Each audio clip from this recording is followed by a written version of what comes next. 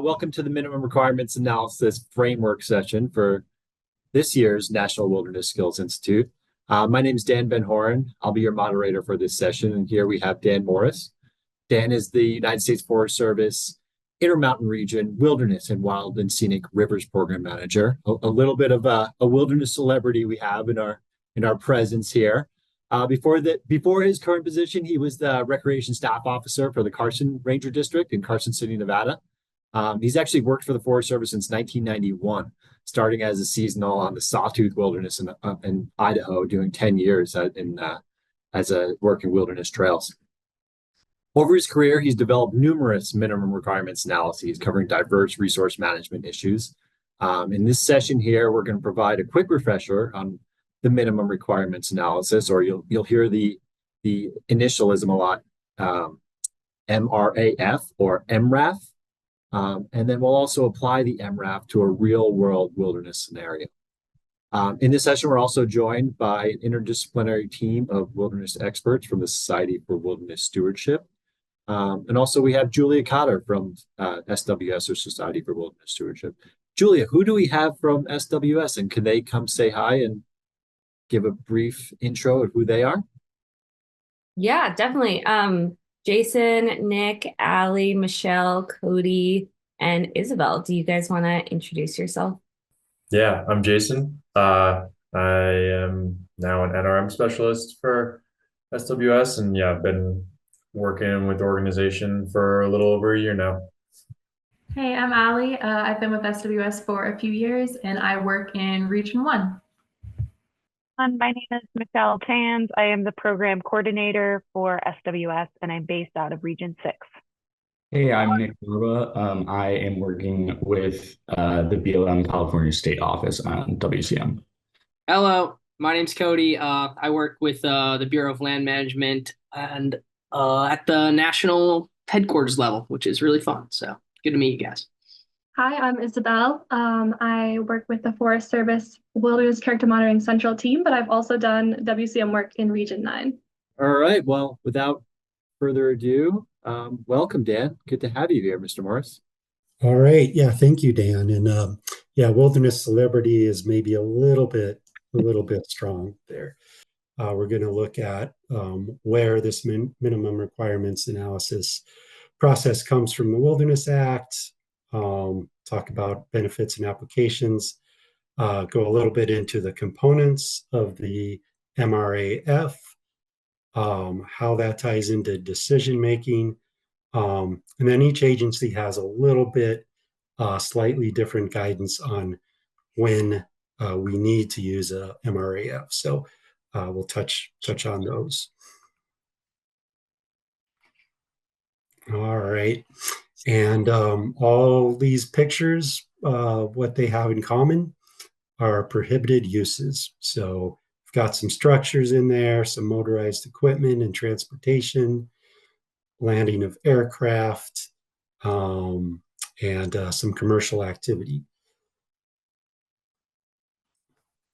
So the Wilderness Act tells us there shall be no, and lists these components, sorry about that, commercial enterprise, permanent road, temporary road, use of motor vehicles, use of mechanized or use of motorized equipment, motorboats, aircraft, mechanical transport, structures, and installations. And there's some exceptions, as specifically provided in the Wilderness Act, subject to existing private rights, other provisions of law, and where we're going to focus on today, as necessary to meet the minimum requirements for the administration of the area for the purposes of this act. Usually we talk about, for the purposes of wilderness. And so that's right there in the law, implicitly requires us to look at the minimum requirements. All right. Now, why should we complete a minimum requirements analysis? Other than, it's the law, but it results in a transparent decision. And we have had some case law, some court decisions that have really clarified that hey, we need to have a minimum requirements analysis. Inhibits decision creep, reduces cumulative impacts, discourages predetermined decisions, which is a challenge. Oftentimes we will get a project that feels like it's ready to go, but we haven't really looked through what is the minimum requirement. Preserves wilderness character, and of course, complies with law and policy. When should we do an MRA? For sure, right? If there's any prohibited uses, but also look at them, resource management, restoration projects, scientific research, trails, special provisions of and existing private rights, emergencies. We should address those programmatically. As an example, for fire, we hopefully have a fire management plan that's figured out in advance. And anytime wilderness character might be affected. And the MRA, it's a determination, it's not a decision. So it doesn't replace NEPA, it hopefully informs NEPA. All right, and then the minimum requirements analysis framework, which all agencies that manage wilderness utilize. So we'll go a little bit through the components of that. So the first bit of it, and that's really important, there's a title and an issue statement. So a lot of times, we'll get issue statements like that second one. The State Wildlife Agency is proposing to capture, collar, and test bighorn sheep and remove infected individuals. So that's more of an alternative, right? So better, what is that underlying issue? Bighorn sheep populations in the wilderness are stagnant due to lamb mortality related to pneumonia. And of course, our issue statement, should be a little more specific, like include some data to support that statement. But we don't want to start getting into how we're going to address that issue in the issue statement. Then step one, is action necessary? So our first question is, can we address that issue by doing something outside of the wilderness area? So we want to take a hard look at that before we, just assume that, okay, this has to be done in this wilderness. So why here, why now? And, if it can be done outside of wilderness, if we can adequately address the issue, then let's do that, right? You don't need to take action in wilderness. If not, then we look at the elements of wilderness character, the qualities of wilderness character. And in this section, we're just looking at that necessity for action, necessity to do something in wilderness. So we're not starting to look at effects of some action on wilderness character.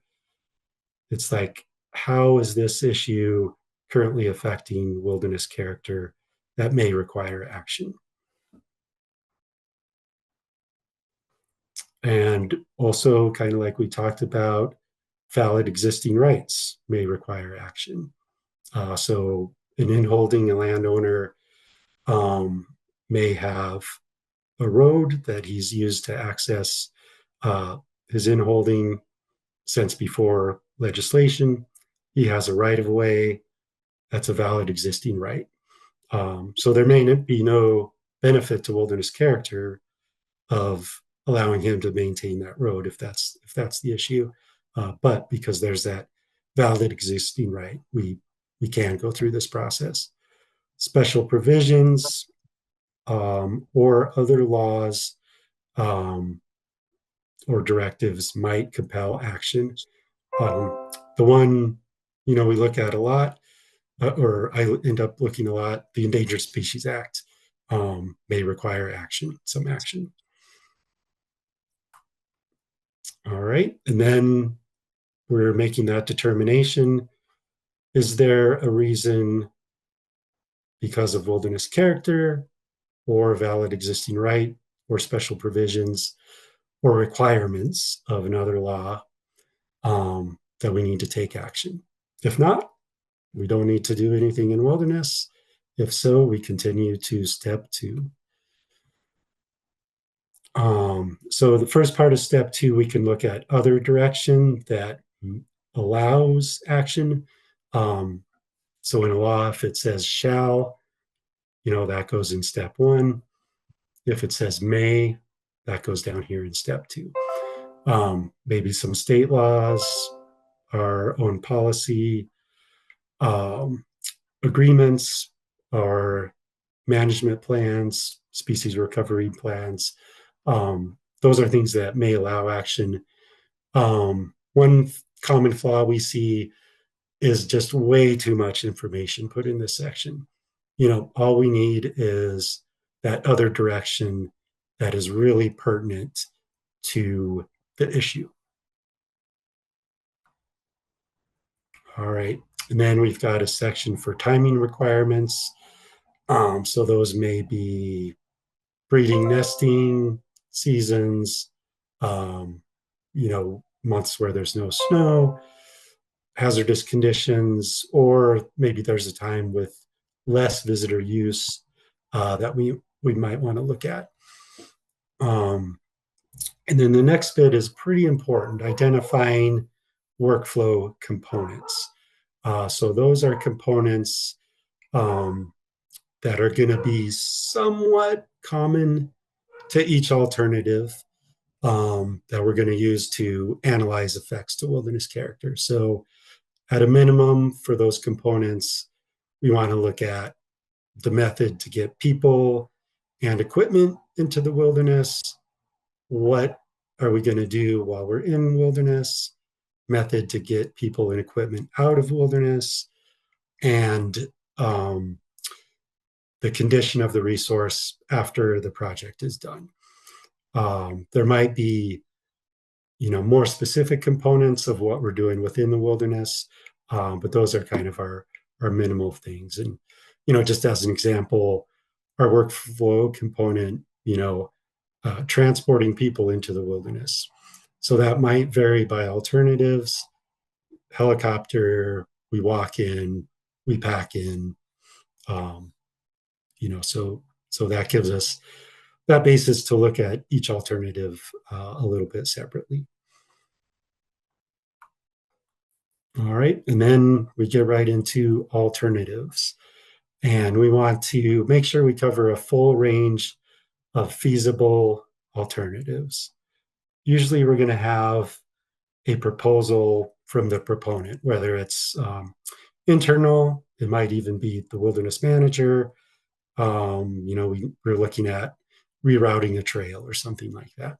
Or it might be a state agency, but they probably have a proposal what they want to do. So we want to include that as one of the alternatives.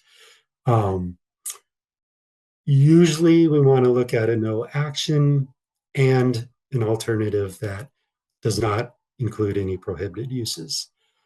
There's times when those might not really be feasible, but if we're doing that, we want to have a good rationale. So a full range of alternatives. And then for each alternative, we're going to identify those component methods that tie back to those workflow components.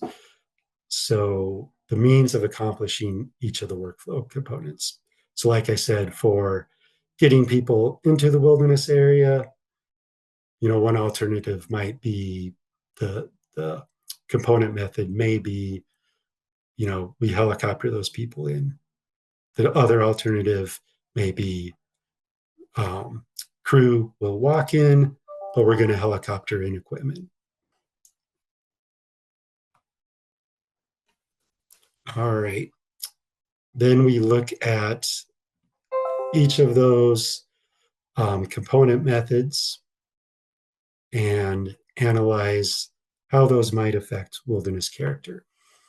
So, often we've done similar projects in the past, and there's that urge to just cut and paste from a previous project.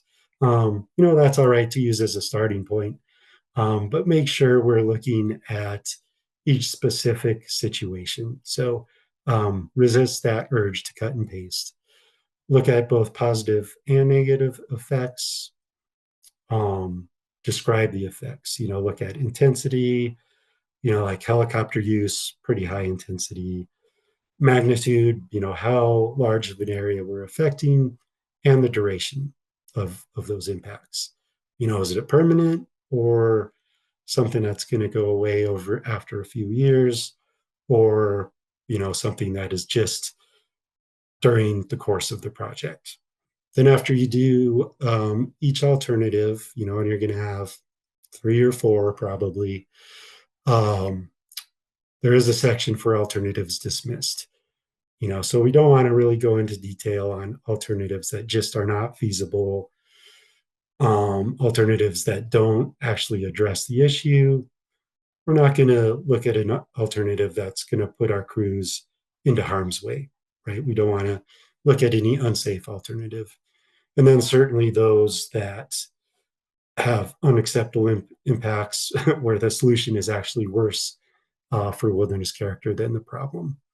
So in that section, write those alternatives down and explain why they were dismissed. And then finally, we have the determination. Whatever alternative best preserves wilderness character is ideally going to be our recommended alternative. And in that determination section, we describe the rationale for choosing that alternative, identify any prohibited uses that we're going to approve, and any mitigation or monitoring. And then, like I said earlier, each agency is a little different in, what we require when we require a MRAF. And I think these are accurate up to the date, but BOM requires an MRAF, so this actual form, for actions that may include a prohibited use or degrade wilderness character. And that's usually approved by the state directors. U.S. Fish and Wildlife Service, an MRA is required for actions in designated wilderness or proposed wilderness that may include prohibited uses. An MRAF is recommended. And similar for the Park Service, required for actions in designated wilderness and recommended, proposed, or eligible for designation. MRAF is recommended. Forest Service, an MRA is required for actions that may include a prohibited use and use of chemicals. And our new policy coming soon will actually specify the MRAF. And, that is kind of the tool that we use for an MRA. All right. And that is the slideshow. Sorry that didn't really go super smoothly. But where we can find the minimum requirements analysis framework at Wilderness Connect, which that URL is just wilderness.net. So I'm going to stop sharing and we probably have time for a few questions if there are any. Just point of clarification, I know we have a bunch of BLM folks on here. On the the use of the MRAF. The way our policy is written, that if there's a prohibited use, the MRAF is required, but then also any prohibited use in wilderness would require an environmental assessment as well with that MRAF. And then the MRAF could be used, or probably we should say should be used, for any actions that may affect wilderness character. Any questions from the audience here? Scott? Dan, great presentation.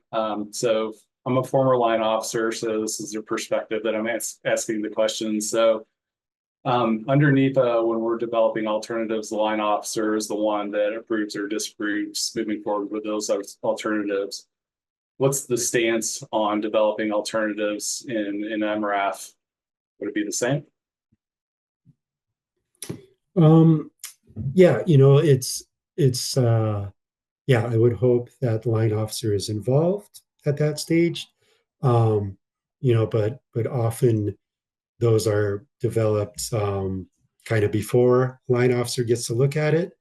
But yeah, we want the line officer to look at those. And so we've got, just speaking to the Forest Service, how we work is the forest supervisor recommends, the entire minimum requirements analysis. The person in my position, the regional program manager would recommend it, and then regional forester would approve. So I assume other agencies are similar. So yeah, and ideally that line officer is kept in the loop as we're working through the process. Kept in the loop and not required to be like NEPA. Right, not required to sign off on it, every alternative, but required to recommend the document as a whole. Thanks, does Dan. that answer your question? Yeah. I did, just for the group's awareness that it operates a little differently. I have some feelings about maybe better coordination and involvement from the local line officer in developing of those. So, and it is really important just to not have scope creep, I guess, to some of your points in your slides. So thank you. And then BLM is slightly different on that one, is that there's no requirement for any line officer involvement in the preparation of the MRAF. That's typically done with the program lead, working with either an area wilderness specialist or their state lead.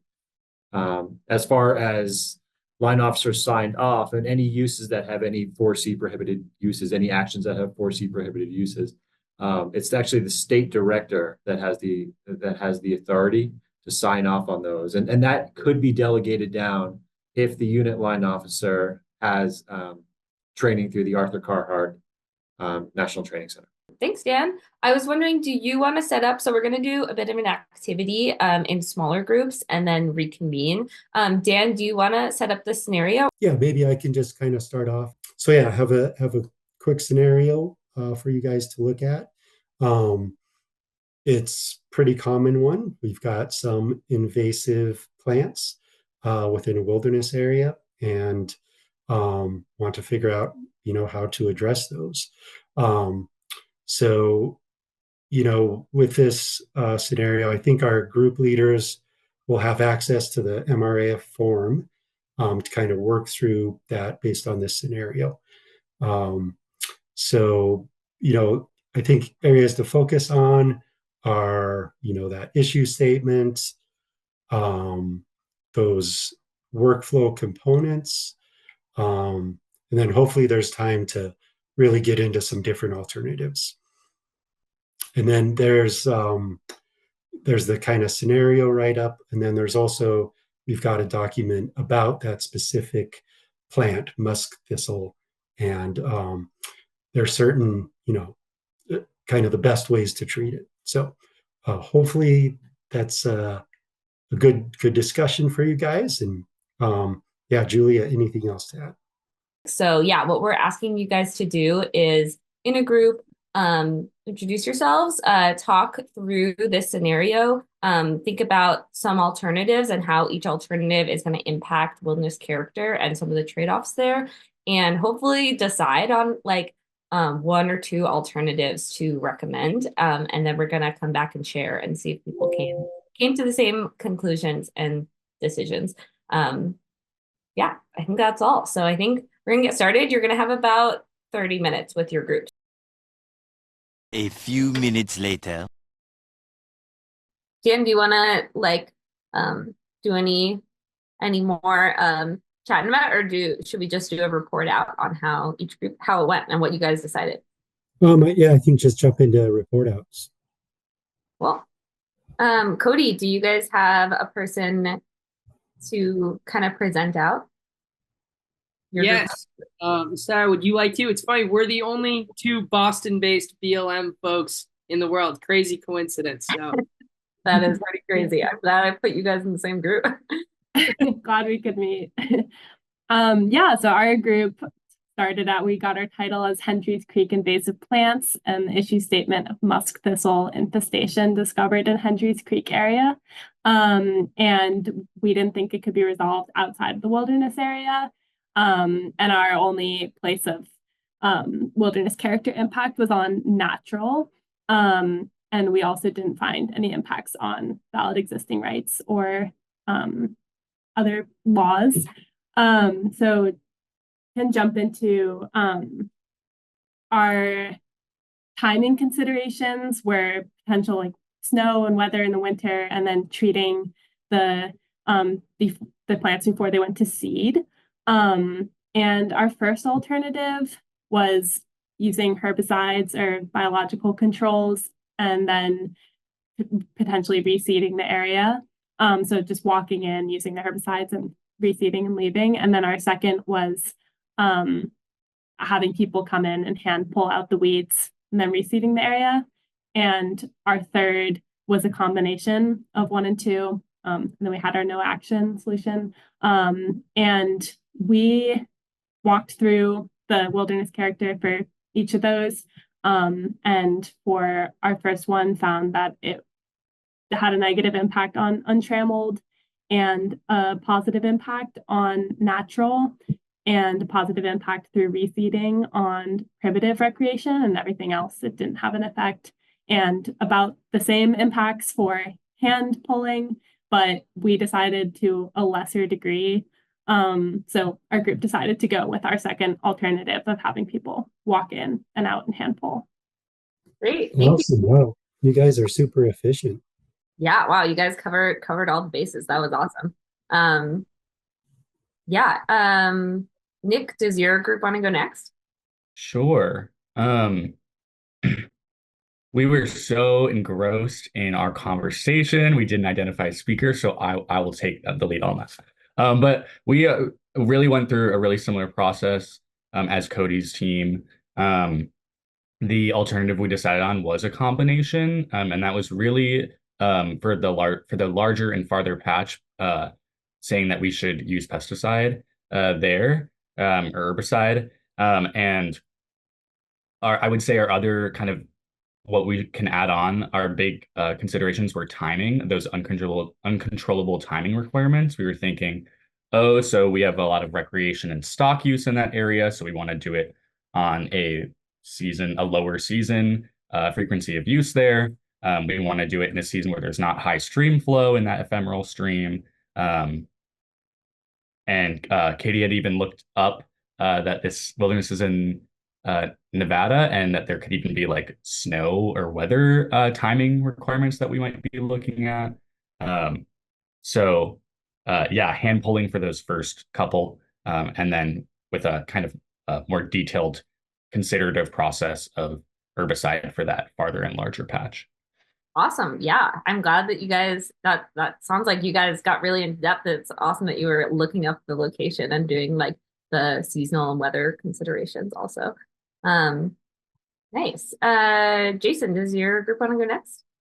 Yeah, we were not quite as efficient. We started kind of asking a lot of questions just at the beginning, so we didn't end up coming to a final conclusion. But I guess just to work through some of the questions that we did bring up earlier on, we have been talking about kind of going back to Roderick's talk, the keynote talk yesterday morning, about like, is there also an option for just no management efforts, just like leaving it as it is, like having that kind of being a legitimate option to consider, and like weighing that against everything else. And also, gosh, there were a couple things. Oh, we were kind of discussing like, does an EIS that was mentioned in the scenario, does that actually kind of play into any of like the legal requirements or like agency policy management plans that would provide a directive? And we ended up deciding no, that it doesn't, because it doesn't actually like require specific management actions. It just proposes potential scenarios and all that. And yeah, a lot of other things that other folks talked about too much, so I don't need to repeat any more of that stuff. But yeah, I mean, anyone else can add to that too? More group. Yeah, we didn't get very far, Jason. So good work, everyone else. Yeah, exactly. I'm impressed. You guys were being very thoughtful. It's a different approach, but it's just Also learning. yeah. Yeah, we only have like about 3 minutes left for this session, so we're gonna have to go pretty fast. But Michelle, what did your guys come up with? I would say that we are on the lower end of the spectrum in terms of completeness, but Marianne and I really were focused in on like how to actually fill out the form and like checking the boxes and trying to follow those directives. So similar to what other folks came to, nothing to add. Thanks. Nice. And Allie? Yeah, sure. Yeah, we just kind of talked through the form as well, talked through what needed to be filled out. A couple of comments we had, which I don't think anyone else mentioned. We had a brief discussion on like the impact on solitude quality. If you have like 20 volunteers in the wilderness at one time in one area, causing a bunch of ruckus, pulling weeds. So we talked a little bit about the trade-offs of that type of action. Nice. Yeah. Well, cool. Yeah, sounds like you guys really had some good discussions. And yeah, like Jason brought up, maybe just doing nothing now and monitoring, that's an option to consider. And I guess the big take home, there's really no right answer. Well, sometimes maybe there is, but but the point is, make sure you really look at all the options and, do our best to do what's best for wilderness character in the long term. And sometimes that may be a lot of short-term impact, but a long-term benefit. But yeah, great job. Dan, I have to ask, was this a real world scenario for you? Yeah, not exactly, but I did work on that district that contains that wilderness, and had a similar one, including the range specialist that really wanted to spray everything. So a bit real world, slightly modified. And we did talk about that too. And I liked how you put that in the end there, that it wasn't coming from the botanist. It wasn't coming from the weed specialist. It was coming from the range specialist. And really take that into consideration when forming your proposed action, is where is that action being driven from? Yeah, for sure. Good. Great. Well, thanks, Dan.